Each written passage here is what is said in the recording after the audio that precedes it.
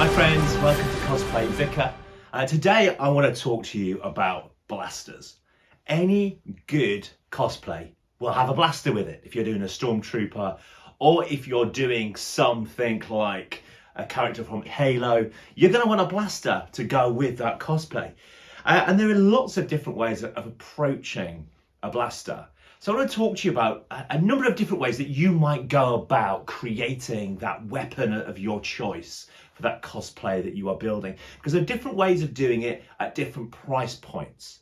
So let me start right at the very beginning and basic for you. If you are doing a cosplay and you need a blaster, one of the easiest ways of doing that is to get hold of a toy replica that you paint up yourself. So here we have Han Solo's blaster. It's the most probably iconic blaster that you might have out there, the DL44. All I've got here is it's a Rubies, cheap and cheerful. I think it was about 12, 13, 14 pounds. Makes a sound as well. And all we've done is we've painted it up. We've sprayed it down, painted it up to give it that blaster kind of looks. It no longer looks like a toy. And what's quite nice about this is you can kind of spin it. The weight of it means you can spin it. We did a few things where we drilled out holes in the end of the gun here just to make it look a bit more screen accurate.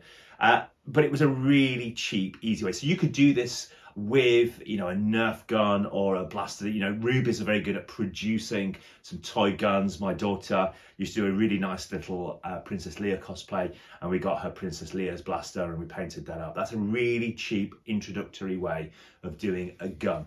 I was really pleased with that when I first did that, the DL44, but after a little while I upgraded it, and this is another way of being able to do a blaster. So what I've got here is, this is what I would call a ball bearing gun or an airsoft gun. And what I've done is I've stripped it down. We cut off the barrel. This is a resin print. The scope is all a resin print as well. So the detail on the scope was really lovely. Not much needed to be done in preparation. So what we've done is we took the gun. We actually removed the plastic handle grips, and we've got wooden handle grips on here now.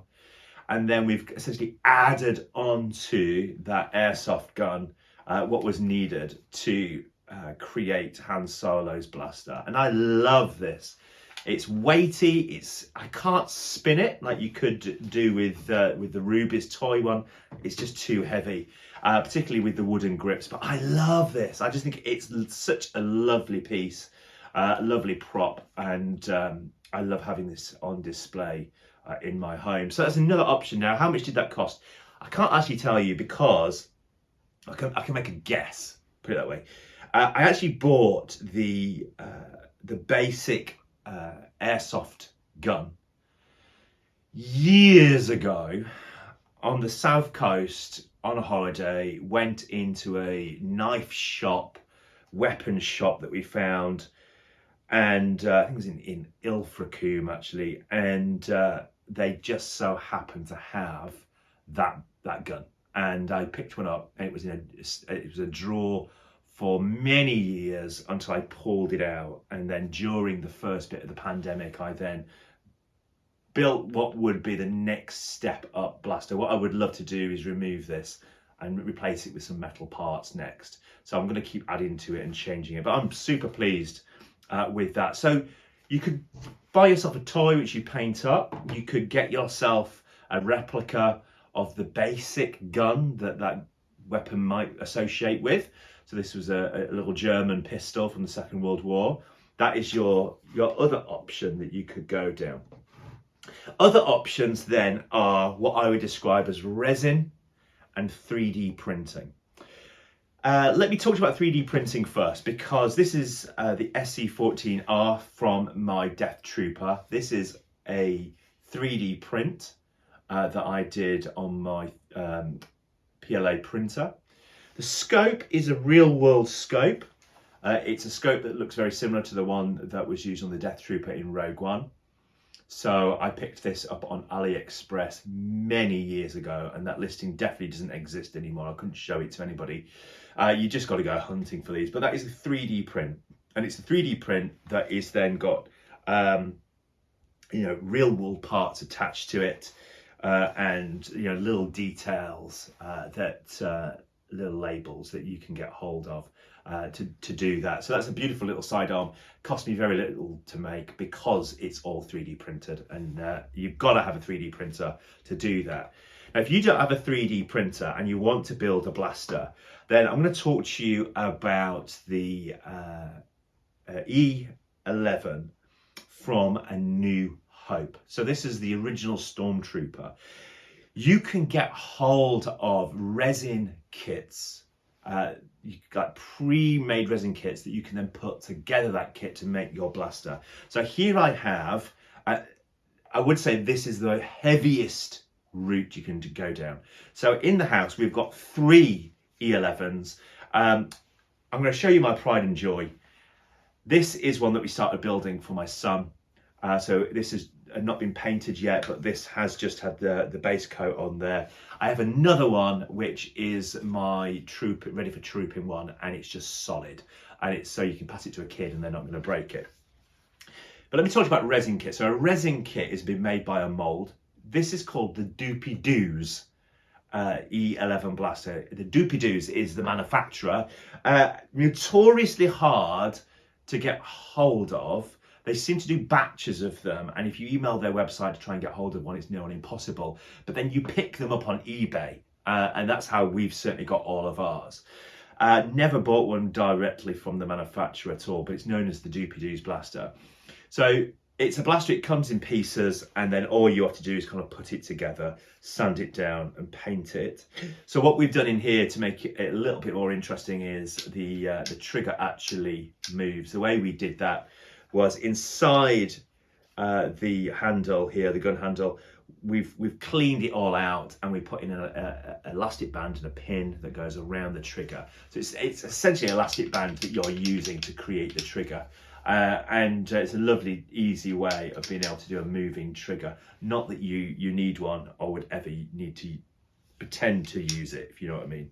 But it was just a nice little addition. So with this, the next plan will be to sand it down a little bit, give it a paint, black paint, and put a little bit of weathering on it. So in a future video, I'm going to take this blaster, I'm going to do the final paint run on it, just to show you how you might go about painting the resin kits like this. Now, what I have got here is what I would describe as my pride and joy. I did one event trooping with my resin blaster, and kids said to me, your blaster's not real. Why have you got a fake blaster? Because the Stormtrooper looks so real. Why wouldn't you have a real blaster? And I came away going, I want something that makes some sounds. So what we have got here is the Doopy-Doos blaster, the resin kit, the same as this. But inside this kit, turn my on switch on here, inside this kit is a Blast FX sound kit. So if I can get it down the barrel, I don't know if you can see the light down there. What's lovely is you can actually change this. So we can set to stun, and the light that's coming down the barrel changes colour as well, but it's set to stun. So what we've got here is a little sound kit inside that I got from Blast FX. He's based in, I think it's Bristol, he's based in. Outstanding little kit, and I loved putting this into my blaster. Again, the trigger is using an elastic band, which means it moves backwards and forwards. So I'm super pleased with that. That is a long project. It took me a long time to make this blaster, but I was super pleased with it when it's done. And this actually just sits on my shelf. I've never used it for trooping because I love it too much. I wouldn't want to put it into the hands of a child. But I am super pleased with this. It's a little bit dusty today, but I'm really pleased. What's quite nice as well, there's a counter on here, and every time you pull the trigger, it's counting down, and eventually it runs out of blaster and runs out of whatever it is that's firing, laser, and then you have to reload it. But I'm really pleased with that. So there you've got a few different options. You can either buy a toy, paint it up, and you can get something that looks really lovely to go to a Comic-Con with. You can take an original airsoft of some description and use it to build up a weapon like this. Now obviously this doesn't fire anything, the trigger doesn't work, and it has no longer got any function for firing anything. Made sure that was the case with that. So you can take an airsoft like this, you can 3D print and produce yourself something like that. Very light compared to something like the resin kit, which is incredibly heavy, and after a morning of trooping your arms are aching with something like that. So friends, you've got a bunch of different options for building weapons, and I'd love to encourage you, you know, if you start with something like this, then why not give the next step a go? Can you push yourself to do the next thing? When I first built my blaster, I had no idea what I was doing. I had no clue, but then I pushed myself and pushed myself. So you start to produce and work out how to make these things.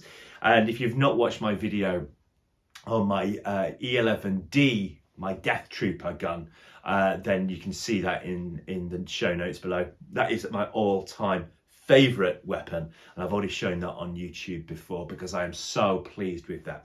But friends, there you go, a whole bunch of different options for building yourself your weapon of choice for your cosplay. If you make a weapon, having watched this video, I'd love to see it. I'd love to see what you come up with. I'd love to enjoy what you have made with you. So do share it with me either on Instagram or here on YouTube. Friends, until next time, enjoy making, and I can't wait to see what you come up with.